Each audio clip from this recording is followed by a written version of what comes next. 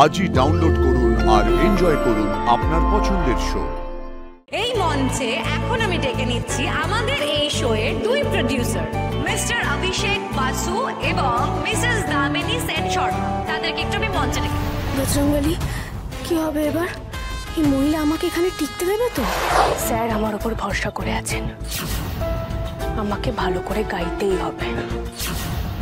যতই ভালো গাও আসি, জেতা তো দূর কি বাত, বরং ফার্স্ট রাউন্ডেই যাতে তুমি এলিমিনেট হয়ে যাও সেই ব্যবস্থাই আমি করব। আসি ফিরে এলাম একটা ছোট্ট বিরতির পর। আপনারা দেখছেন সব থেকে বড় রিয়েলিটি শো সুরের ঝংকার। আমরা কিন্তু 8 জনের মধ্যে 7 জনের গান অলরেডি শুনে ফেলেছি।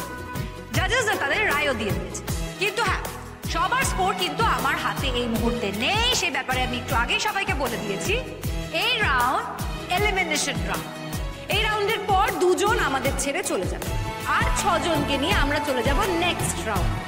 সেই 2 জন কারা সেটা আমরা দেখে নেব একটু পরে। তার আগে আমরা শুনে নেব আমাদের শেষ প্রতিযোগী, তার গান। দেখে নেব আমাদের লাস্ট প্রতিযোগী আরশি চ্যাটার্জি।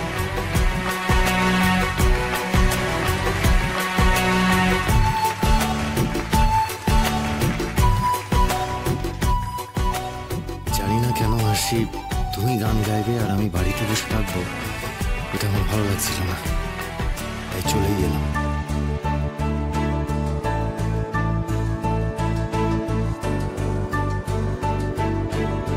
ওয়েলকাম আরশি। অডিশনের দিন কিন্তু আরশি চ্যাটার্জি অসাধারণ গান গেয়েছিল, সেই দিনই আমাদের মন জয় করেছিল। আজকেও কিন্তু তাই ওর থেকে এক্সপেকটেশনটা অনেকটা হাই।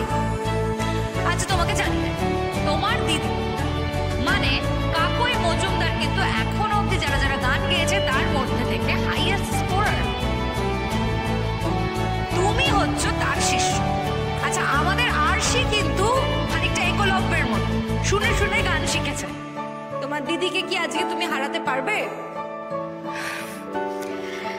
হারা জেতা সবই ভাগ্যের ব্যাপার, কিন্তু আমি আমার বেস্ট দিয়ে গাওয়ার চেষ্টা করব। Nice nice, very nice answer. খুব মিষ্টি করে একটা উত্তর দিল। হ্যাঁ রে হ্যাঁ, তুই কি করবি আমার খুব ভালো করে জানা আছে। একটা ছোট্ট অ্যানাউন্সমেন্ট করার আছে, সেটা একটু বলে দিই। এই মঞ্চে এখন আমি ডেকে নিচ্ছি আমাদের এই শো এর দুই প্রোডিউসার, মিস্টার অভিষেক বাসু এবং মিসেস দামিনী সেন শর্মা। তাদেরকে একটু আমি মঞ্চে ডেকে।